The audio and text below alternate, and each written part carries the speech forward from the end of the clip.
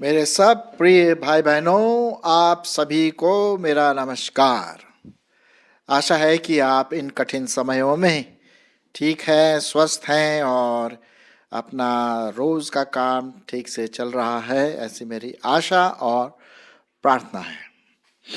अब मैंने शायद पहले एपिसोड में आपसे कहा था कि मैं जो एपिसोड बना रहा हूं कि लोगों के मन में कई प्रकार के प्रश्न होते हैं।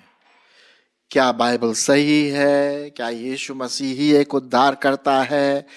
या कैसे जाने कि बाइबल परमेश्वर का वचन है? कौन सा धर्म या किस परमेश्वर पर हम अपना भरोसा, अपना विश्वास कर सकते हैं? तो ये कुछ ऐसे प्रश्न हैं जो शायद आपके मन में शायद कभी आए होंगे या कभी किसी ने आपसे पूछा होगा। तो सही उत्तर क्या दें, उसका पहला भाग मैं आपको दे चुका हूं और आशा है कि आपने उसको सुन लिया है। और आज मैं उसी का दूसरा भाग, सही उत्तर क्या दें, उसका दूसरा भाग आपके सामने रखने की कोशिश करूंगा और कुछ क्वेश्चंस के साथ।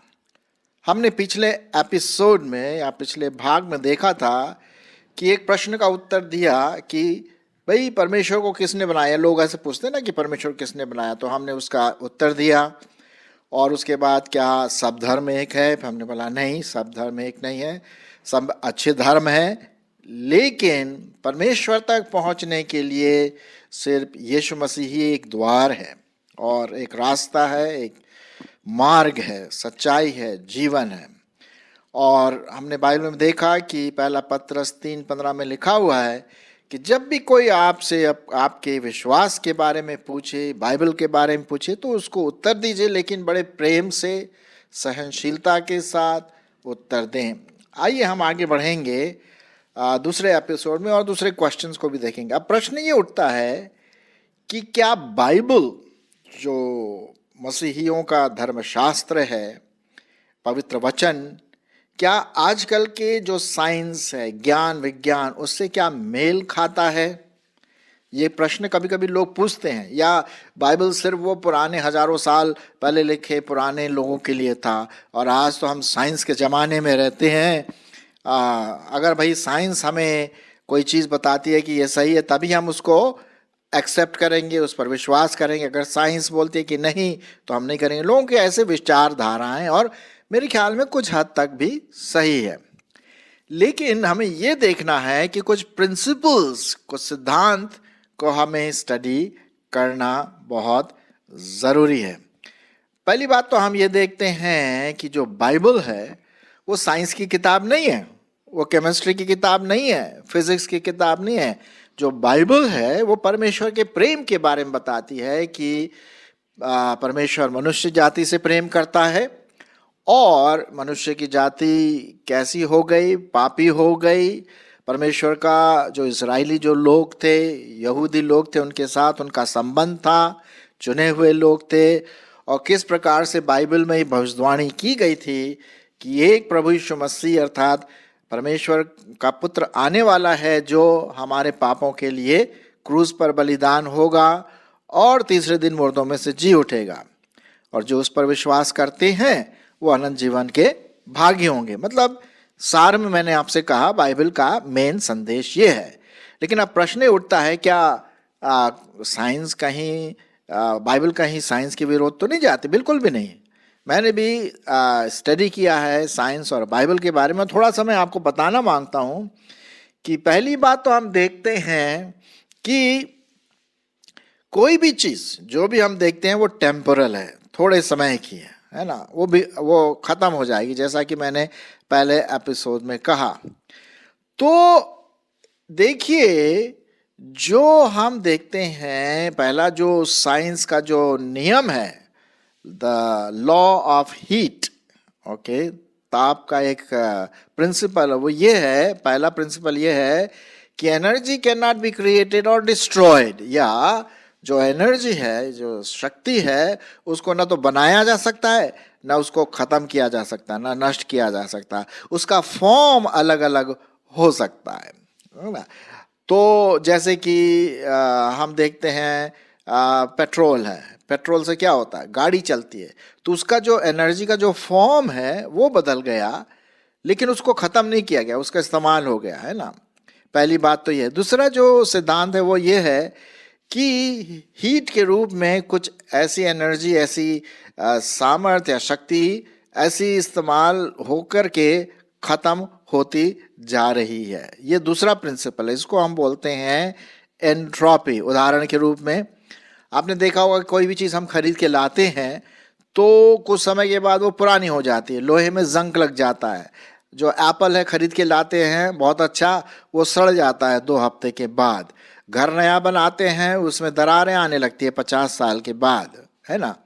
तो ये लॉ जो है, ये सिद्धांत जो है, ये प्रिंसिपल जो है, वो हर एक साइंस में लागू होता है और बाइबल में भी है। तो जैसे मैंने कहा कि बाइबल बताती है कि परमेश्वर ने सारी सृष्टि की सृजनहार किया, बनाया, ठीक है। तो वो जब उसने बनाया तो वो तो जो परमेश्वर है वो तो अनंत काल का सामर्थ्य है, अनंत काल की एनर्जी है, अनंत काल की शक्ति है। तो नेचुरली वो उसको किसी ने नहीं बनाया, जो हमारे पहले सिद्धांत के अनुसार है। दूसरा जो सिद्धांत है, हमने देखा कि सब चीज़ें जो हैं धीरे धीरे नष्ट होती चली जाती है। अगर हम एक केला खरीद के लाते हैं और 2 हफ्ते के बाद वो सड़ जाता है, कभी आपने देखा कि सड़ा हुआ केला 1 हफ्ते के बाद अच्छा हो जाता है? बिल्कुल भी नहीं, और ख़राब हो जाता है, कीड़े लग जाते हैं। तो कहने का मतलब ये है कि हर चीज़ धीरे धीरे ख़त्म हो रही है। हमारा जो सूरज है वो एक दिन क्या हो जाएगा, ख़त्म हो जाएगा, क्योंकि उसकी एनर्जी ख़त्म हो जाएगी। बाइबल में इसके बारे में लिखा हुआ है, जो मैं आपके लिए पढ़ूंगा। भजन संहिता और उसका 102, भजन संहिता और उसका 102 अध्याय और उसका 25 से 27 पद सुनिए। यहाँ लिखा हुआ है, आदि में तूने पृथ्वी की नींव डाली, तूने मतलब परमेश्वर ने, और आकाश तेरे हाथ का बनाया हुआ है, वह तो नाश होगा। देखिए, सेकेंड लॉ ऑफ थर्मोडायनेमिक्स, जिसको हम बोलते हैं एंट्रोपी, वो तो नाश होगा, परंतु तू बना रहेगा। परमेश्वर हमेशा बना रहेगा, अनंत जो एनर्जी है, अनंत जो शक्ति है, परंतु तू तो बना रहेगा। और वह सब कपड़े के समान क्या हो जाएगी, पुराने हो जाएगी, और तू उसको वस्त्र के समान बदलेगा, और वह तो बदल जाएगा, परंतु तू वही है और तेरे वर्षों का अंत नहीं होने का। तो हम देखते हैं यहाँ पर कि पहला लॉ और दूसरा लॉ, जो थर्मोडायनेमिक्स के जो 2 लॉ है, वो यहाँ पर बिल्कुल फिट बैठ जाते हैं, है कि नहीं। तो हम देखते हैं कि एक तरह से साइंस और बाइबल का बहुत अच्छा मेल खाता है। आइए और देखें साइंस के बारे में, बाइबल में देखते हैं। मैं आपके लिए पढ़ूंगा। पाया जाता है यशाया उसका 40 अध्याय 22 पद, यशाया उसका 40 अध्याय और 22 पद। देखिए परमेश्वर के वचन में क्या लिखा हुआ है। अब इससे पहले कि मैं पढ़ूं, मैं आपको बताना मांगता हूं, कभी कभी लोग सोचते थे यार पृथ्वी गोल है, चपटी है, त्रिकोण है, क्या उसका आकार है। अब हमें जाकर के पता पड़ा कि पृथ्वी क्या है, गोल है, और ये हजारों साल पहले हमारे बाइबल में दिया गया है कि पृथ्वी का जो आकार है वो कैसा है, गोल है। और यही मैं आपके सामने पढ़ने की कोशिश करूंगा। यशाया उसका 40 अध्याय 22 पद लिखा हुआ है, यह वह है जो पृथ्वी के घेरे के ऊपर, ध्यान दीजिए इस पर, पृथ्वी के घेरे के ऊपर, घेरा हम किसको बोलते हैं, जो गोलाकार होता है, वह पृथ्वी के घेरे के ऊपर आकाश मंडल पर विराजमान है, और पृथ्वी के रहने वाले टिड्डी के तुल्य हैं, जो आकाश को मलमल के समान फैलाता है और ऐसा तान देता है जैसे कि तंबू ताना जाता है। कितना अच्छा लिखा हुआ है। देखिए साइंस की बात लिखी है यहाँ पर। अब बताइए 4-5 हजार साल पहले तो टेलीस्कोप नहीं था। कैसे पता है लेखक को, जिसने लिखा, कि पृथ्वी गोल है। भाई साहब, मेरे बहनों, भाइयों, ये पवित्र आत्मा की सामर्थ्य से परमेश्वर का वचन है। जो साइंस की बात जो आज हम डिस्कवर कर रहे हैं वो हजारों साल पहले लिखा हुआ है ना। पृथ्वी गोल है। परमेश्वर का धन्यवाद। तो हम देखते हैं कि बाइबल और साइंस का जो ट्रू साइंस है, सही साइंस है, वो मेल खाता है। चलिए हम आगे और पढ़ते हैं।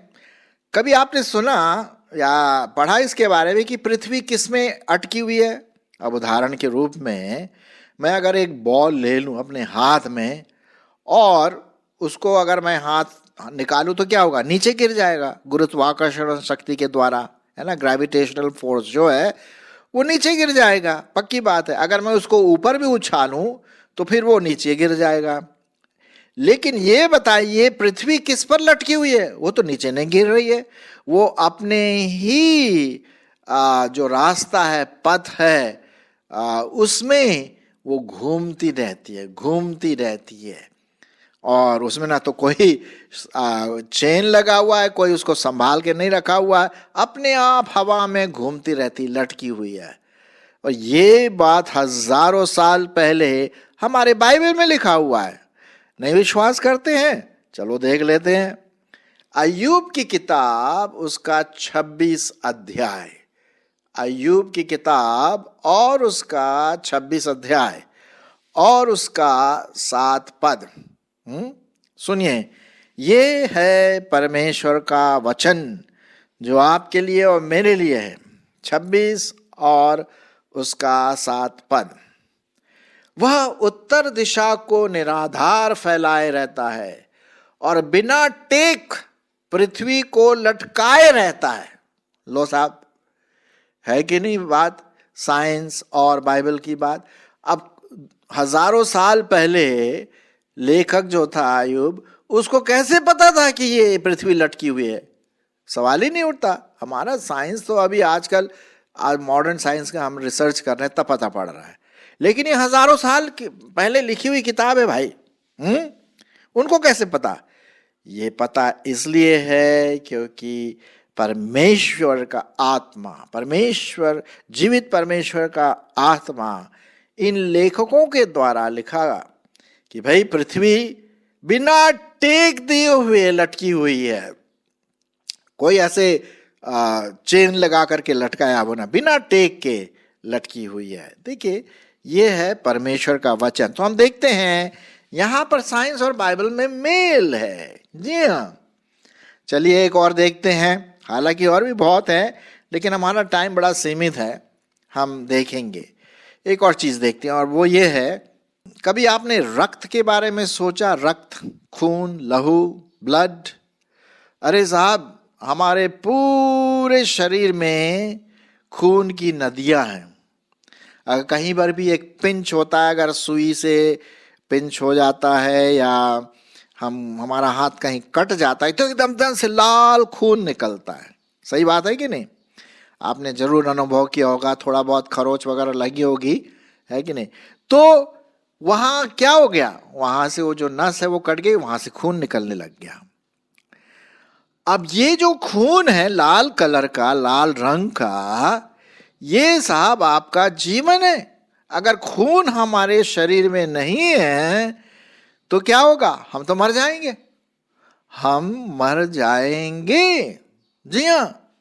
और आपको मालूम है, जब भी कभी एक्सीडेंट होता है या कुछ ऐसी बात होती है, आदमी सड़क पर पड़ा हुआ है, खून बह रहा है, तो एकदम से लोग उसको उठा करके ले जाते हैं, एम्बुलेंस बुला करके, और भाई ब्लड बैंक, कहाँ जाना है? ब्लड बैंक, क्योंकि उसका खून लूज होता चला गया। अगर उसमें ब्लड नहीं है तो साहब उसमें जीवन नहीं है, उसमें खून नहीं है तो जीवन नहीं है। खून ही है जो हमारे पूरे शरीर को जीवन देता है। आजकल के डॉक्टर भी इस बात को मानेंगे, कहेंगे। आप जानते हैं अच्छी तरह से, हजारों साल पहले परमेश्वर के वचन में ये बात लिखी हुई है कि जो खून है, जो लहू है, जो ब्लड है, वो जीवन है। अगर ब्लड नहीं है, खून नहीं है, तो जीवन भी नहीं है। मैं आपके लिए पढ़ूंगा लैव्य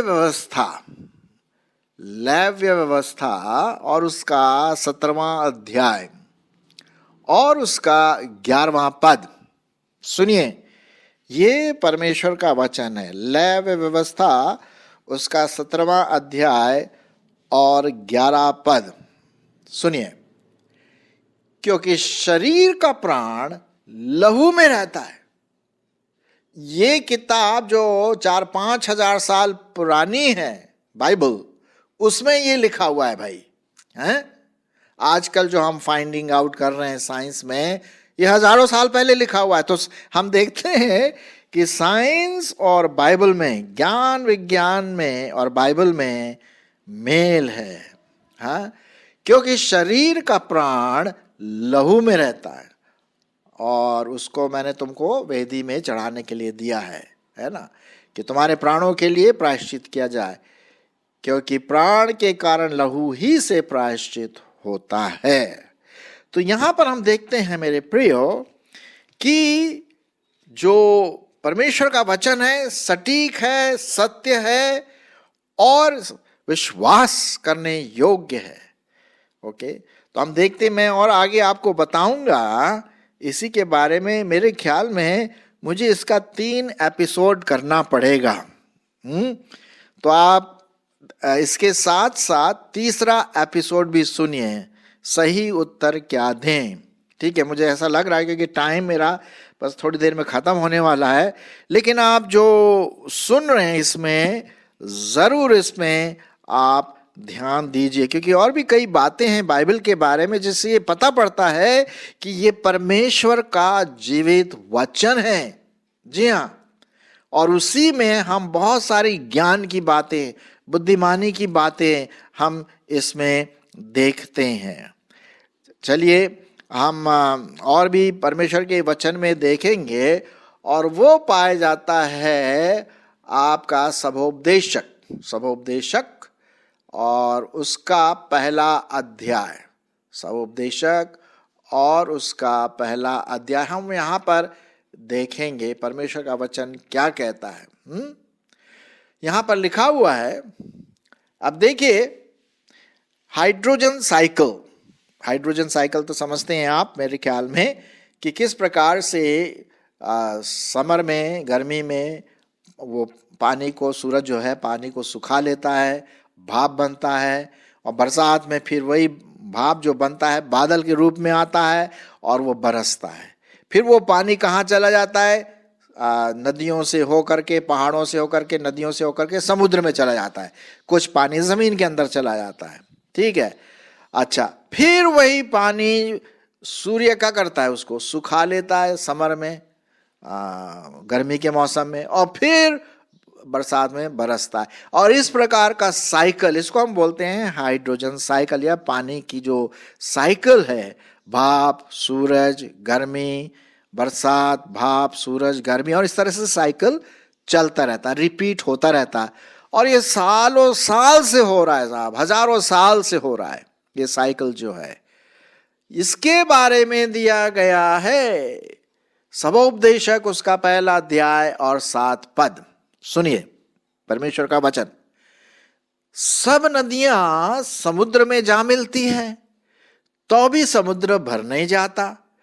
जिस स्थान से नदियां निकलती हैं उधर ही को वो फिर जाती हैं।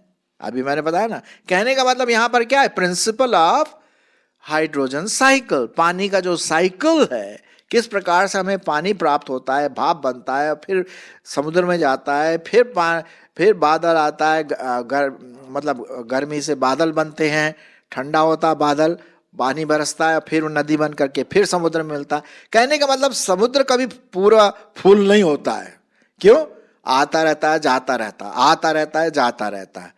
परमेश्वर के वचन में हजारों साल पहले इसके बारे में बताया गया।